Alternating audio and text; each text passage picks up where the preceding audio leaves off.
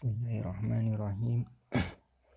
Assalamualaikum warahmatullahi wabarakatuh.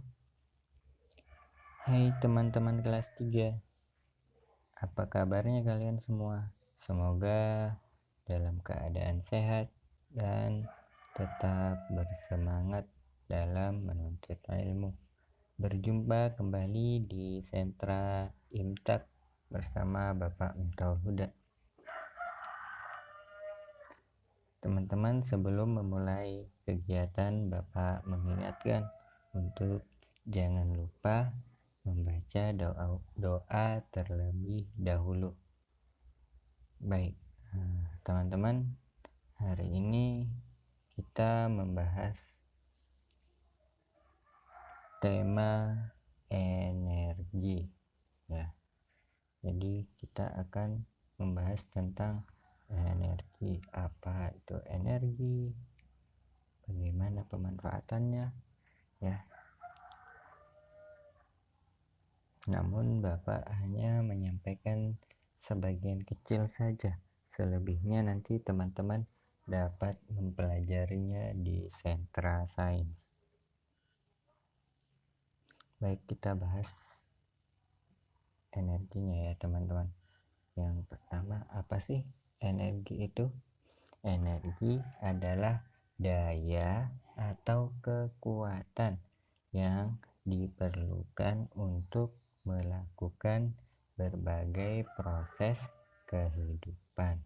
Jadi sesuatu atau bahan yang dibutuhkan untuk melakukan kegiatan, melakukan pekerjaan. Contohnya mengangkat barang ya. Kalau mengangkat barang kita membutuhkan tenaga. Nah, itulah yang disebut dengan energi.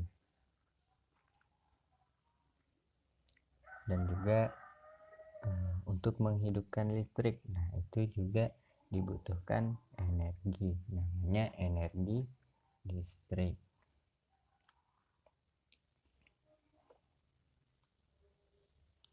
Nah teman-teman,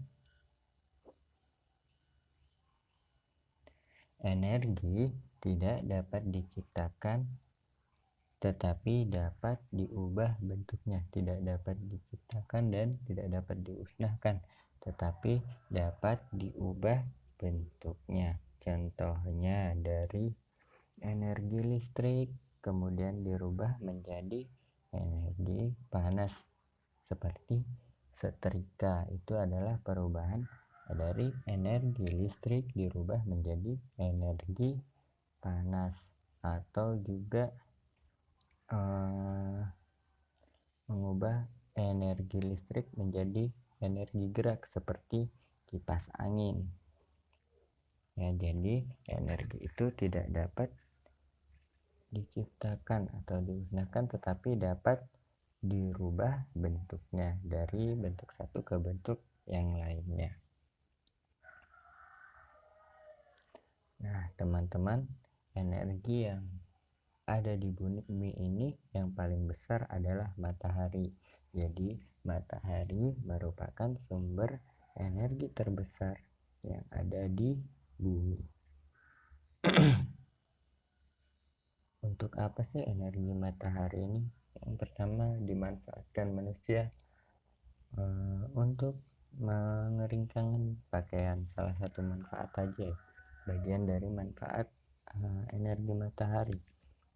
Yang dirasakan langsung adalah untuk mengeringkan pakaian. Dan juga yang kedua adalah membantu fotosintesis tumbuhan. Jadi tumbuhan memerlukan energi matahari untuk melakukan fotosintesis atau pengolahan bahan yang dia serap dari tanah. Ya, melakukan fotosintesis. Hasilnya adalah makanan dan juga oksigen yang kita hirup. Nah, inilah bagian dari contoh pemanfaatan sumber energi berupa energi matahari, baik berupa cahaya ataupun berupa panas. matahari memiliki energi cahaya, juga memiliki energi panas. Nah, teman-teman, selain sebagai pembantu untuk fotosintesis dan mengeringkan pakaian, matahari juga diciptakan oleh Allah memberikan manusia vitamin, yakni vitamin D ya. Jadi energi matahari mengandung vitamin D, makanya manusia itu sebaiknya jangan menghindari matahari terutama di saat pagi hari, karena matahari pagi itu mengandung vitamin yang dibutuhkan oleh tulang kita, yakni vitamin D yang membantu kekebalan tubuh juga. Itu vitamin D tidak ada di toko-toko, tetapi disediakan secara gratis oleh Allah Subhanahu wa Ta'ala melalui sinar matahari pagi. Gitu ya teman-teman, tentang matahari, sumber terbesar energi di bumi. Nah, selain sebagai sumber vitamin, juga dimanfaatkan untuk saat ini oleh manusia. Energi matahari dirubah menjadi energi listrik, yakni energi listrik yang diambil dari panel surya ya. Jadi sekarang sudah dimanfaatkan dengan kemajuan teknologi, energi matahari bisa dirubah menjadi energi listrik melalui panel surya. Nah, teman-teman, di sentra Imtak Bapak bahas tentang matahari di dalam Al-Quran. Apa sih fungsi dari Allah menciptakan matahari? Nah, fungsi Allah menciptakan matahari yang pertama adalah sebagai bukti kekuasaan Allah Subhanahu wa Ta'ala.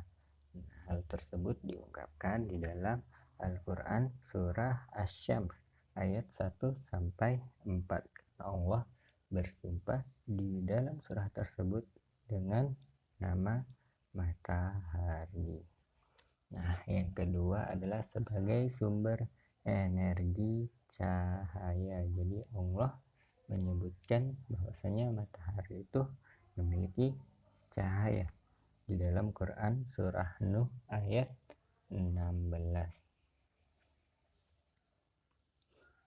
Nah, yang ketiga adalah sebagai petunjuk waktu sholat.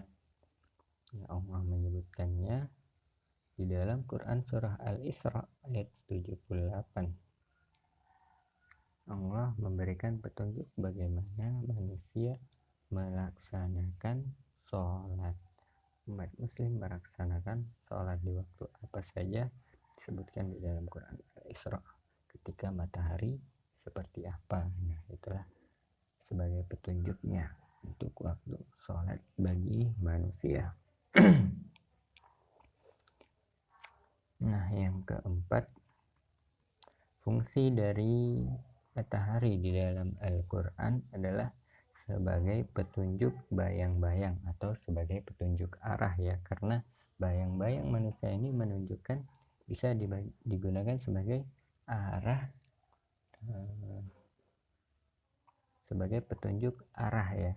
Bayang-bayang manusia ini sebagai petunjuk arah timur, barat, selatan. Dengan melihat bayang-bayang kita bisa mengetahui arah dari matahari atau arah kita sedang berada di timur, di barat, atau sedang berada menghadap ke selatannya. Begitu teman-teman, di dalam Quran surah Al-Furqan ayat 45. Nah, sekiranya Allah menghendaki, maka bayang-bayang manusia bisa saja tetap tidak berubah-ubah seperti saat ini. Jadi misalnya ke arah timur terus. Kalau sekarang kan mata mengikuti arah matahari ya, bisa memanjang dan memendek. Dengan itu kita mengetahui kita berada di arah mana. Nah, yang terakhir nomor 5 adalah sebagai perhitungan hari ya teman-teman. Allah menciptakan matahari, kemudian pada saat sore hari matahari terbenam. kemudian terbit. Nah, itulah matahari terbit terbenam ini bisa dijadikan sebagai alat untuk perhitungan dari siang dan malam. Nah, hal tersebut bisa disebutkan di dalam Quran surah Al-An'am ayat 96. Nah, teman-teman, inilah pembelajaran kita tentang matahari dan energi matahari di hari ini. Selanjutnya Bapak menambahkan kosakata bahasa Arab berkaitan dengan kendaraan. Yang pertama, as-safinatu artinya kapal. As-safinatu kapal. As-safinatu kapal. Kedua, as-sayyaratu artinya mobil. As-sayyaratu mobil. As-sayyaratu mobil. Yang ketiga, ad-darajatu artinya sepeda. Ad-darajatu sepeda. Ad-darajatu sepeda. Yang keempat, at-ta'iratu artinya pesawat. At-ta'iratu pesawat. Yang kelima, al-qitaru artinya kereta api. Al-qitaru kereta api. Nah, teman-teman, inilah kosakata bahasa Arab kita. Baik, teman-teman, inilah pembelajaran kita hari ini.